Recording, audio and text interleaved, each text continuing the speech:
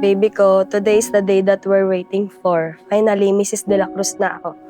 Ang tagal nating hinintay at pinagplanuhan ng araw na ito. And I give up forever to touch you. Madaming pagod at sakripisyo pero walang sumuko.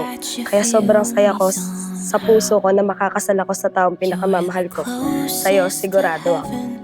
That I'll ever be, and I don't wanna go home right now. Nung nagsimula kami, actually nakita ko lang sa Facebook. Nakita ko lang yung picture niya, meron kaming mutual friends. It took 51 weeks bago ko siya i-accept sa Facebook. The first time na makita ko yung picture niya, there's something there eh. And then, I can't explain kung ano yun. Tapos nung unang message namin, medyo nasungitan ko siya so in-unfriend niya ako. Tinry ko siya i-add, and then nung in-accept niya ako, busted ako.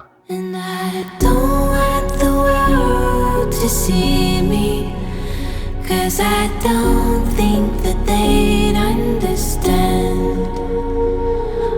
From the moment I saw you, I knew that you were the missing piece of my heart. Today, as we join our lives together, I stand here in awe of the love we share and the future we will build.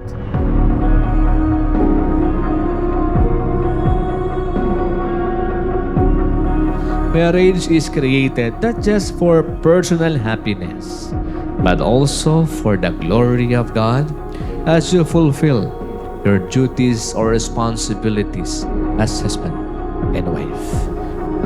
And you can't I promise to love you unconditionally.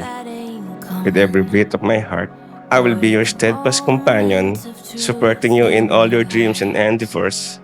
Together, we will create a home filled with laughter, kindness, and warmth. Yeah, you bleed just to know you're alive. And I don't want the world to see me, 'cause I don't think that they'd understand.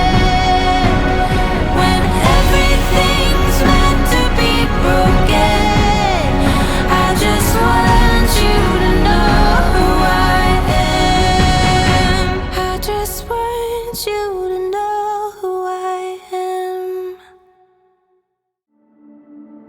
Hello, my friend, we meet again. And then after 6 months, I think, nagkausap ulit kami sa Instagram. Feels like forever.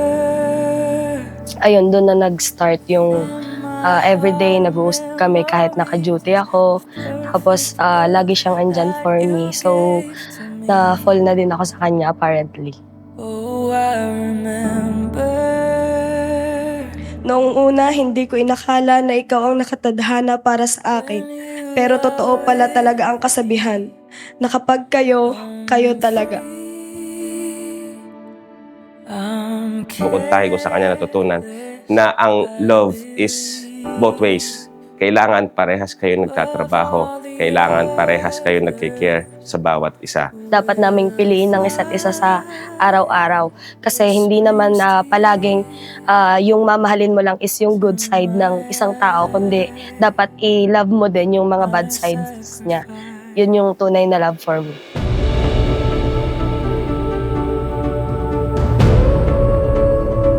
Si tatay kasi nawala, 2 years old pa lang ako, so wala kaming masyadong bonding together and then wala akong natatandaan. Pero based doon sa mga kwento nila, magiging proud to kapag may pinapanindigan kang isang bagay at ginagawa mo yung full responsibility mo at tinatayuan mo lahat yun. So sigurado ako nasaan man siya ngayon, masayang-masaya siya. It feels so good to reunite. I vow to be patient and understanding, to listen to you with an open heart, and to be your shoulder to lean on in times of joy and sorrow. I promise to be your rock, your constant source of strength and instability. When you are with me, After 4 years of being single, I pray to God na sana kung magkakaroon ako ulit ng taong mamahalin is yung hindi ako iiwan at sasaktan. At ito na nga yun, ikaw yung answered prayer ko, baby. Thank you, baby, kasi pinaramdam mo uli sa akin kung paano mahalin at pahalagahan. With you, I am whole, And I am grateful for every moment we have together.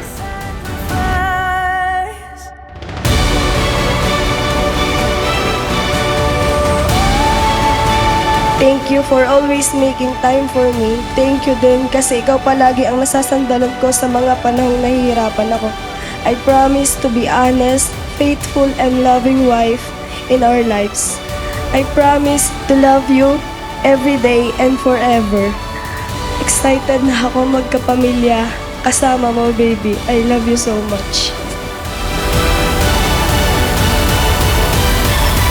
Today, I give you my hand, my heart, and my unwavering commitment, and I choose to be my partner in life. With every breath I take, I will love you more deeply than the day before. I love you now and forever, and I'm deeply honored to call you my wife.